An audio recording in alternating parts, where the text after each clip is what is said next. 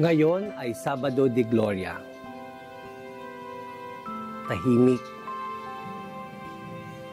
Lahat nananalangin. Walang nag-iingay. Karamihan ay nagninilay. Sapagkat si Jesus ay nasa libingan pa. Tila tahimik ang Diyos. Tila natutulog ang Diyos. Pero itong mga panahong ito, na kahit siya ay nasa kanyang libingan, nananahimik, ay gumagawa pa rin ng paraan para tulungan tayo. Ano nga ba ang Ebanghelyo sa araw na ito? Inilagay niya ito sa kanyang bagong libingan na ipinauka niya sa bato. Pagkatapos, iginulong niya sa pintuan ang isang malaking batong panakip at saka umalis. Naroon sina Maria Magdalena at ang isa pang Maria na nakaupo sa tapat ng libingan. Ang pananahimik ay hindi laging kawalan. Minsan, ito ay oras ng paghahanda. Si Jesus ay nasa kanyang libingan na akala natin ay walang nangyayari.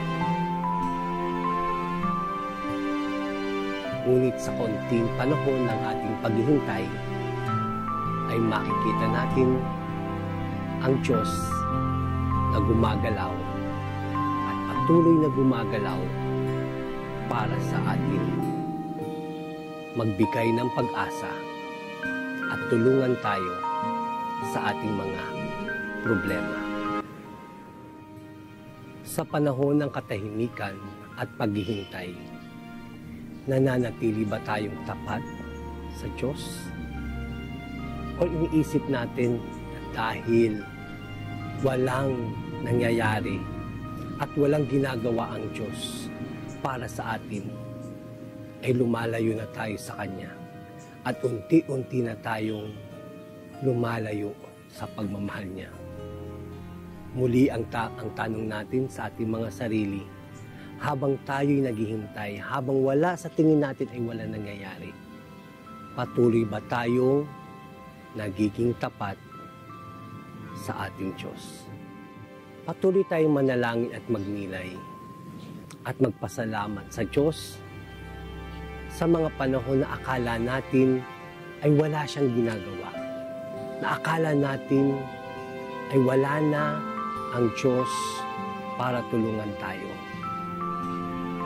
Magpasalamat tayo sapagkat kahit alam natin na tayo naghihintay at napakatagal na ng ating paghihintay, ay meron palang inihahanda ang Panginoon para sa atin.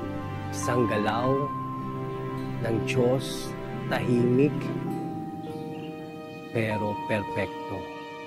Isang galaw na hindi natin inaasahan, pero ito pala ang kanyang kagustuhan. Pasalamatan muli natin ang Panginoon na kahit sa ating pakiramdam ay hindi siya kumikilos, pero meron pala siyang ginagawa para sa atin. So mga kaibigan, ngayon ay Sabado de Gloria.